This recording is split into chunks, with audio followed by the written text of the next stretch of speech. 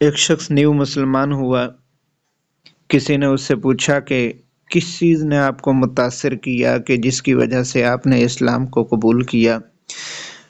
وہ کہنے لگا کہ سیرت کے ایک واقعے نے مجھے بہت متاثر کیا ہے۔